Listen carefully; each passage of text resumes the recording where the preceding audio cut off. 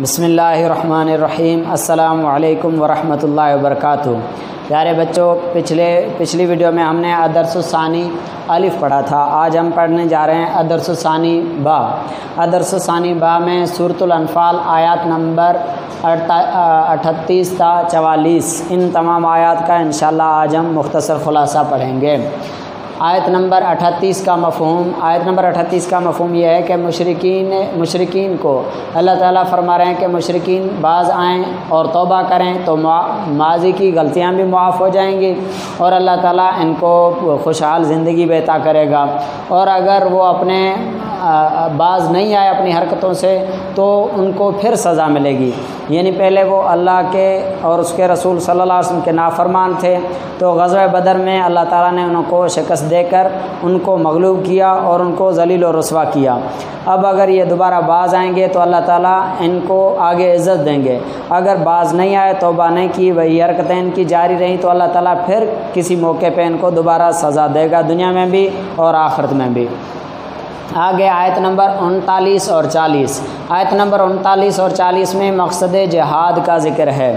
اس آیت میں مقصد جہاد کو ذکر کیا گیا کہ کفار سے ہم لڑتے ہیں، جہاد کرتے ہیں۔ جہاد کرنے کا اصل مقصد کیا ہے؟ جہاد کرنے کا اصل مقصد یہ ہے کہ اللہ کا دین بلند ہو، اللہ کا نام پوری دنیا میں بلند ہو جائے۔ اس چیز کو اللہ تعالیٰ نے ذکر فرمایا کہ پوری دنیا میں اللہ کا دین غالب آ جائے۔ آیت نمبر 41 میں مال غنیمت کے تقسیم کا طریقہ ہے۔ مال غنیمت کس کو کہا جاتا ہے، اس کی تعریف بھی آپ کو بتا دوں۔ کفار یا مشرکین سے جب مسلمانوں کی جنگ لگے، جنگ کے بعد جو مال مسلمانوں کو ہاتھ آئے تو اس مال کو مال غنیمت کہا جاتا ہے۔ وہ مال اللہ نے مسلمانوں کے لیے حلال کیا۔ غزوہ بدر میں جب مشرکین مکہ سے لڑائی ہوئی اور وہ مال جو مسلمانوں کے ہاتھ آیا تو انہوں نے صحابہ کرام نے حضور صلی اللہ علیہ وسلم سے سوال کیا کہ اب اس مال کا کیا کیا جائے، تو اس کے جواب میں اللہ تعالیٰ نے سورہ انفال نازل فرمائی۔ پھر غزوہ بدر کے حالات، دوسرے واقعات اور نصیحتیں بھی ہیں، اور ساتھ ساتھ اللہ تعالیٰ نے مال غنیمت کے تقسیم کا طریقہ بھی اس صورت میں ذکر فرما دیا۔ مثال کے طور پر مال غنیمت میں ٹوٹل جو ہے نا 100 ہے۔ مال غنیمت ٹوٹل کتنا ہے؟ 100 ہے۔ اب 100 میں ٹوٹل 3 مجاہد تھے، 2 پیدل تھے، 1 سوار ہے، تو مال غنیمت کے ٹوٹل حصے کیے جائیں گے 5۔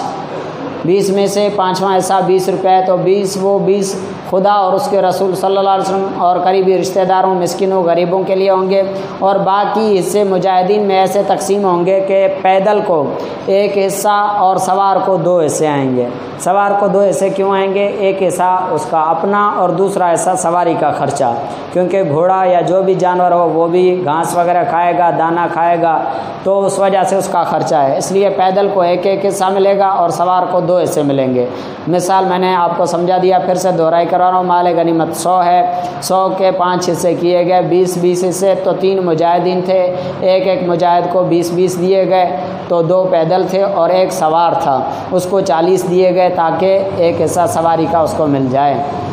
آگے آیت نمبر 42 میں غزوہ بدر اچانک کیوں لڑی گئی، تاریخ کا تعین کیوں نہیں ہوا، اس کا ذکر ہے کہ غزوہ بدر جو جنگ واقع ہوئی اس میں کوئی تاریخ متعین نہیں کی گئی کہ فلاں تاریخ ہم جنگ لڑیں گے۔ اس کی حکمت کیا ہے؟ تو اللہ تعالیٰ نے اس کی حکمت یہ ذکر فرمائی کہ غزوہ جنگ میں تاریخ کا تعین اس لیے نہیں ہوا کہ اللہ کو پتہ تھا کہ اگر تم تاریخ کا تعین کرتے پھر بھی اس میں تقدیم اور تاخیر ہو جاتی، تو اللہ تعالیٰ نے اس معاہدے کو توڑنے سے، آپ کے اس تقدیم اور تاخیر میں پڑھنے سے بچانے کے لیے اللہ تعالیٰ نے یہ جنگ اچانک کروا دی۔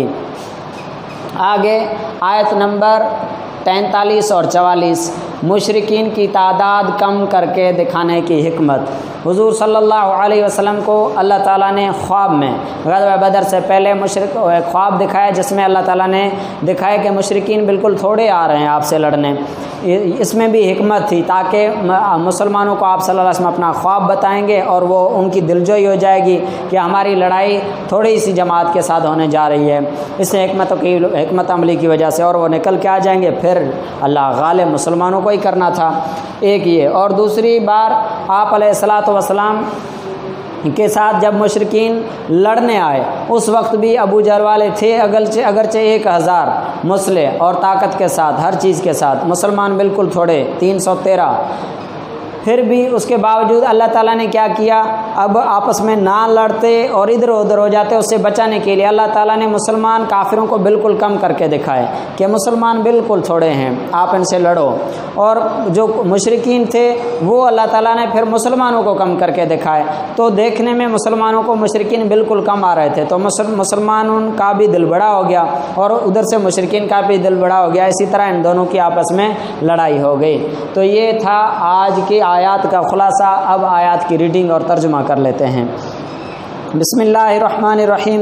قل للذین کفروا ان ینتہوا یغفر لهم ما قد سلف وان یعودوا فقد مضت سنت الاولین۔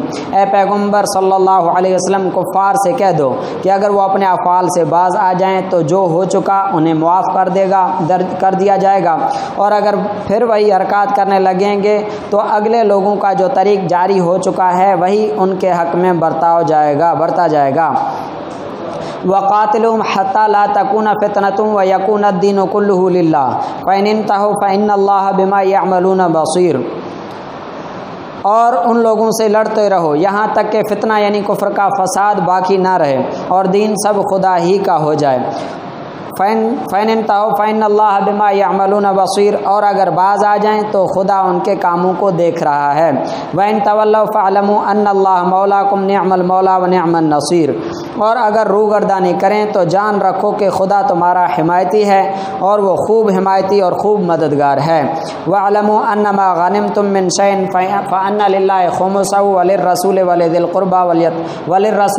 الْقُرْبَىٰ وَالْيَتَامَىٰ وَالْمَسَاكِينِ وَابْنِ السَّبِيلِ إِن كُنتُمْ آمَنتُم بِاللَّهِ وَمَا أَنزَلْنَا عَلَىٰ عَبْدِنَا يَوْمَ الْفُرْقَانِ يَوْمَ الْتَقَى الْجَمْعَانِ وَاللَّهُ عَلَىٰ كُلِّ شَيْءٍ قَدِيرٌ۔ اور جان رکھو کہ جو چیز تم کفار سے لوٹ کر لاؤ اس میں سے 5واں حصہ خدا کا اور اس کے رسول صلی اللہ علیہ وسلم کا اور اہل قرابت کا اور یتیموں کا اور محتاجوں کا اور مسافروں کا ہے، اور تم خدا پر اس نصرت پر ایمان رکھتے ہو جو حق و باطل میں فرق کرنے کے دن یعنی جنگ بدر میں جس دن دونوں فوجوں میں مٹ بھیڑ ہو گئی اپنے بندے محمد صلی اللہ علیہ وسلم پر نازل فرمائی، اور خدا ہر چیز پر قادر ہے۔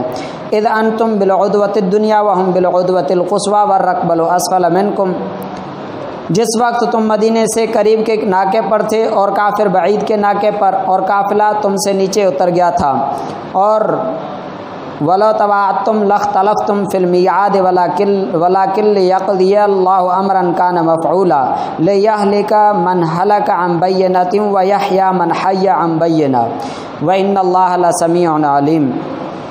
اگر تم جنگ کے لیے آپس میں قرارداد کر لیتے تو وقت معین پر جمع ہونے میں تقدیم اور تاخیر ہو جاتی، لیکن خدا کو منظور تھا جو کام ہو کر رہنے والا تھا اسے کر ہی ڈالے، تاکہ جو مرے بصیرت پر یعنی حق جان کر یقین جان کر مرے، اور جو جیتا رہے پھر وہ بھی بصیرت پر جیتا رہے، اور کچھ شک نہیں کہ خدا سنتا اور جانتا ہے۔ اذ یریکہم اللہ فی منامک قلیلا ولو اراکہم کثیرا لفشلتم ولتنازعتم فی الامر ولکن اللہ سلم انہ علیم بذات الصدور۔ اس وقت خدا نے تمہیں خواب میں کافروں کو تھوڑی تعداد میں دکھایا، اور اگر بہت کر کے دکھاتا تو تم لوگ جی چھوڑ دیتے اور جو کام درپیش تھا اس میں جھگڑنے لگتے، لیکن خدا نے تمہیں اس سے بچا لیا، بے شک وہ سینوں کی باتوں تک سے واقف ہے۔ وَإِذْ يُرِيكُمُوهُمْ إِذِ الْتَقَيْتُمْ فِي أَعْيُنِكُمْ قَلِيلًا وَيُقَلِّلُكُمْ فِي أَعْيُنِهِمْ لِيَقْضِيَ اللَّهُ أَمْرًا كَانَ مَفْعُولًا وَإِلَى اللَّهِ تُرْجَعُ الْأُمُورُ۔ اور اس وقت جب تم ایک دوسرے کے مقابل ہوئے تو کافروں کو تمہاری نظروں میں تھوڑا کر کے دکھاتا تھا اور تم کو ان کی نگاہوں میں تھوڑا کر کے دکھاتا تھا، تاکہ خدا کو جو کام کرنا منظور تھا اسے کر ڈالے، اور سب کاموں کا رجوع خدا ہی کی طرف ہے۔